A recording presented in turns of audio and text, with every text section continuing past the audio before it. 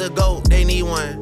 The mirror's right here. This is a drawing that I had done back in like late '92, right? Mm-hmm. And there's all these like weird things like numbers and stuff.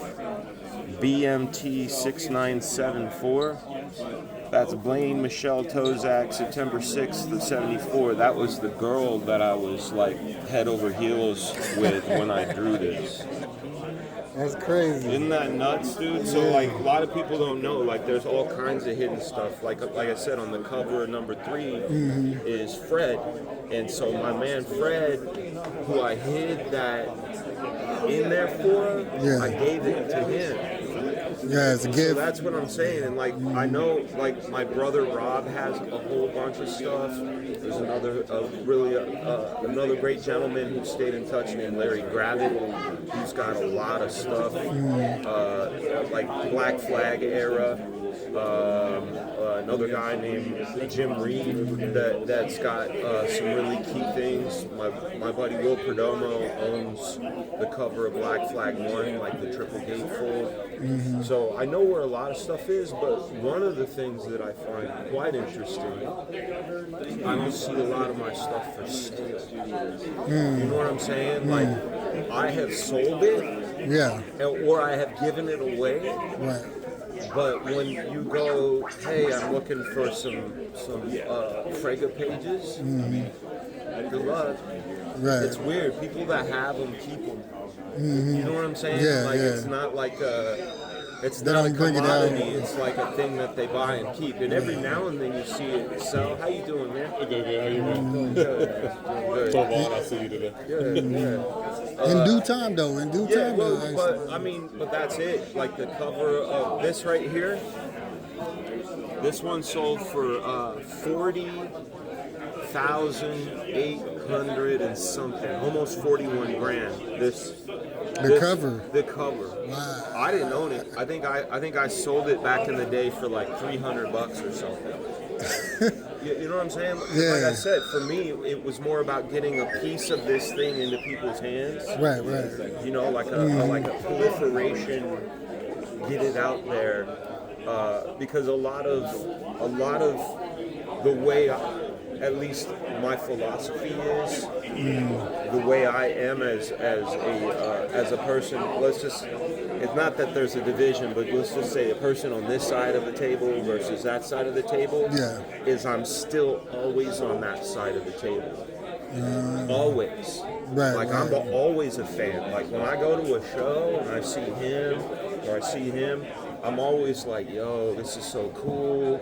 And so it allows me to also have the ability to get back over on this side of the table and know exactly, like, still connect with the and be like, man, hell yeah, it'd be cool if I could get some art for $20. That's why the mystery box exists. You know, it's like because back in the day when I was on that side of the table, or even today, let's take any artist I like, Alan Davis, Frank Miller, anybody, guys, I mean, they're all legends or whatever. You go by their table and you can get a piece of their brain for $20. Yes, thanks. You know what I'm saying? Like that's exciting. Or there are guys, and no knock on them because they're smart in their own way. Like, do you know Terry Austin, the inker, Terry Austin? Yeah. John Byrne, or Adams. We call him the Kingmaker because almost everybody he's inked, he's blessed. He's never sold any of his originals. Okay, and he's gotten a third of everything he's inked because that's the deal. In the business is you get a third as an inker, you get 1/3 of every book. So, you think he knew that? Like he understood what he was doing, or he just did it because he just I don't know, but what I know is that he has all of it, and it's like probably millions. You know, like I think I was talking to one of my buddies, and we were jokingly talking about like a movie, like the comic book heist. You know, like the Terry Austin collection. You know, that would be dope. You know, like Yeah. you know, and then you find out that Terry's like this mastermind and like has all these protections. And, I don't know, like there's a story in there, but like early '60s. I guarantee you there are so many grails in that man's possession. You know, but and then who else? Walter Simonson. He does not sell his artwork. What is he going to pass it to his family? I don't know. I think the way you can get something from him is he does sketches at shows like this for donations to, I forget, it might even be the Fort Legion, I'm not sure. But he does sketches for donations, and every now and then there'll be like a charity that he'll throw some of his prelims, like his roughs. So the Walt Simonson stuff that I own is all preliminaries that I've gotten through these like auctions, because he doesn't even sell them himself. And I asked him one time, this is like going back in the 90s, I said,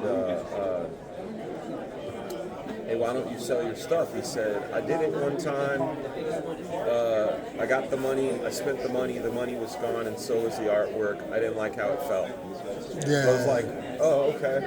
Like, that's fine. Like, that's fair. That's fair. That's you his know? prerogative, and like, I don't know, man. Like, putting myself in the shoes over here, I collect sketches from everybody, you know. Like I have Frank Frazetta sketches. I know Kevin that's Nolan. powerful. Yeah, but here's the wonderful thing. They're a little, not even a little, a lot more affordable. Plus, as an artist, I don't know how to explain it. Like, I don't know what the metaphor is, but like,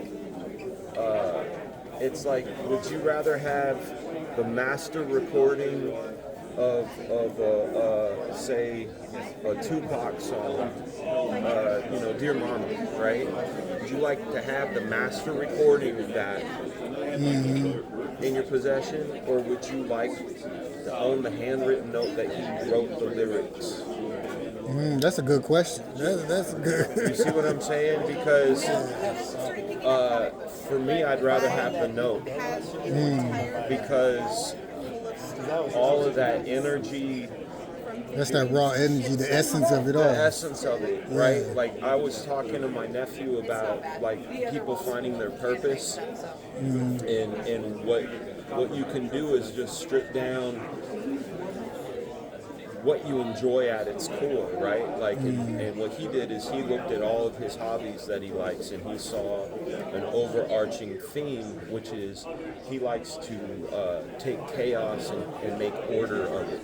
Yeah. He's really good at a Rubik's Cube, he's good at language, he's good at editing, things like that. Yeah. Okay?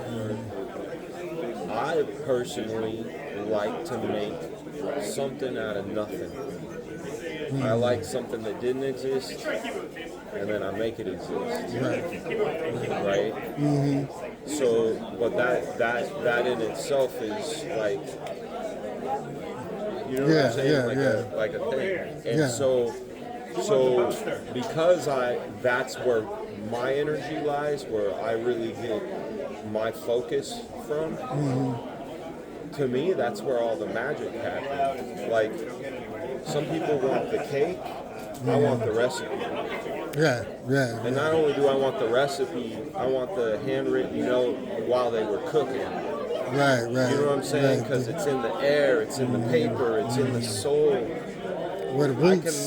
with this, I now have what it takes to make the cake. Right. Whereas I can eat this cake and enjoy the shit out of this cake, and that's great. Mm-hmm. You know what I'm saying? Right. Or give a man fish, teach a man to fish. Exactly. Like that kind of thing. Exactly. Hey, one last question, and I know you got to still set up and everything. No.